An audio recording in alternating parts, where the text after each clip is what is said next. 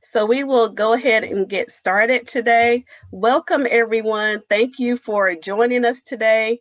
My name is Iris Wagstaff and I am a STEM program director at the American Association for the Advancement of Science, or AAAS. I also serve as the co-PI for our NSF funded IUSE award, the AAAS IUSE initiative.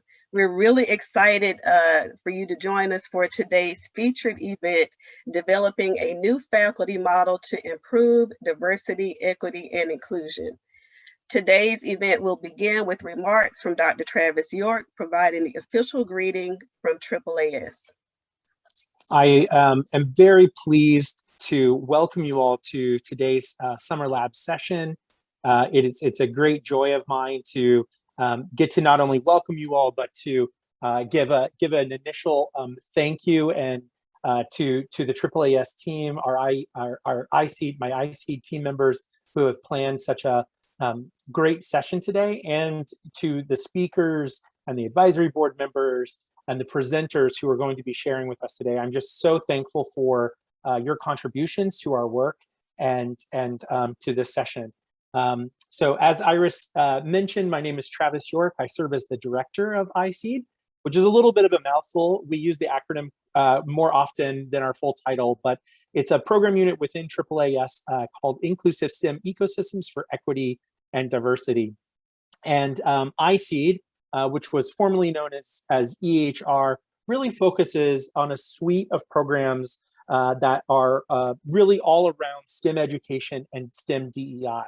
And so I'm pleased today just to kick off this session with a few remarks, really thinking about kind of how are we making diversity, equity, and inclusion in STEM really the norm, and both thinking kind of about how we're approaching that from AAAS's perspective, but also how we are thinking about that more broadly in the STEM community, and thinking about all the work that so many of you do on your campuses to support the success of all of your students. And so with that, I thought I would share just briefly some slides today to kind of ground this this conversation in a little bit of data, and also to talk with you all about kind of how we're thinking about that in AAAS. So first, I wanted to share a couple statistics slides here. This is probably information that most of you are very familiar with.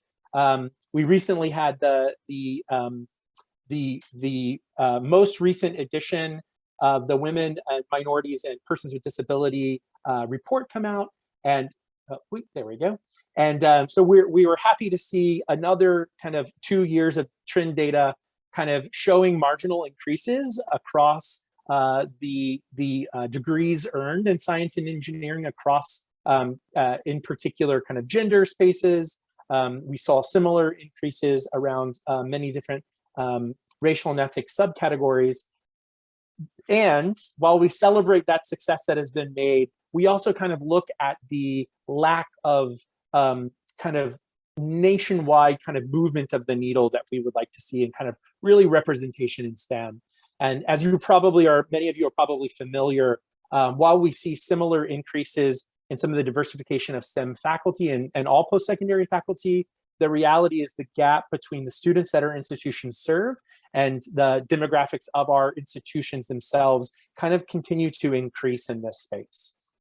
And so what oftentimes happens is that we continue to see a representation space that oftentimes flips, where we see representation in science and engineering from where we see representation in the true kind of makeup of our of the US. And so, you know, within AAAS and within ISEED in particular, we, as I mentioned before, we both celebrate those successes that we have achieved in a country as we try to broaden participation and make access to STEM more equitable.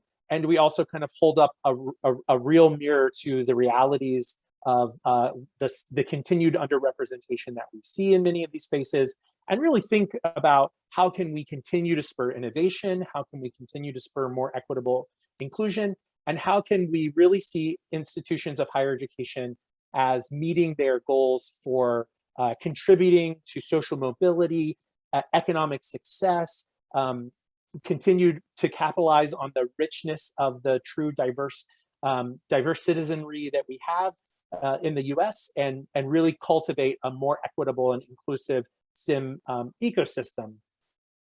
Some of the ways that we think about why the needle hasn't moved in particular is reflected in kind of some movement within our thinking in ISEED. And so one of the ways that I like to think about this is that I think over the past 15 to 20, maybe even 30 years, we've seen a lot of individual commitments and kind of soft money or programmatic initiatives seeking to create change. And these are really, really important. I want to make sure I stress when I'm talking about these issues, the individual champions that many of you act as on your campuses, that you may interact with around really trying to kind of spur change and to create programs to support better access and success are really important. And the money that we share to help launch programs and initiatives, those are all really, really important. One of the things we also argue is that while those individual kind of investments are important, they are a necessary but insufficient aim to true systemic transformation. And so we want to complement individual commitment and soft money or launch pads for programmatic initiatives with sustained, hard-funded initiatives and institutional commitment. And so with that in mind, a lot of the work that we've been doing at AAAS, in particular in our unit, is helping our partners and the institutions and the leaders that we work with in higher education and in STEM really think about how we catalyze and sustain much more scaled and systemic change. One of the ways that we do that is with a marquee initiative called Sea Change, which some of you may have heard of. This is one of several initiatives that we have at AAAS where we're really seeking to help institutions and institutional leaders really think about the organizational structures and the systems in which they operate that may limit or increase opportunities for students, for faculty, for researchers, for community engagement. And so I'm going to share a little bit about Sea Change for those of you that might not be familiar. One of the things we really seek to do with Sea Change is to help institutional leaders understand how change occurs and how to avoid some common change traps. So one of the things that we see very often in our work with institutional change and with thinking about kind of systems is that leaders oftentimes jump from awareness of a problem to implementing a strategy or initiative without really doing the garnering a deep understanding of what the root causes of that issue are, or the set of issues that they're facing. And we call this a change trap. We seek within Sea Change to really build the capacity of institutional leaders, senior leaders, middle leaders, grassroots leaders, to really help them understand how they can catalyze change without falling into some of these change traps. And that's that change really takes this kind of long-term commitment and effort. And this has been garnered by a lot of other research in the field, some of which you have the distinct pleasure of getting to speak with some of the authors I'm going to reference right now later on today. So Sandra Larson and Austin also conducted a really large study of advanced institutions and found kind of similarly that there is no silver bullet, there is no best practice for increasing in this case gender equity across faculty, but in fact that these kind of suite of activities and looking at systemic initiatives is really, really important to really kind of catalyze that large scale change. And so that's something we seek to do with Sea Change as an initiative. Sea Change is engaged in with three pillars, is made up of three pillars. A community, which really focuses on helping connect institutional leaders across similar positions in different institutions as they seek to learn together. An institute, which serves to provide resources, trainings, webinars.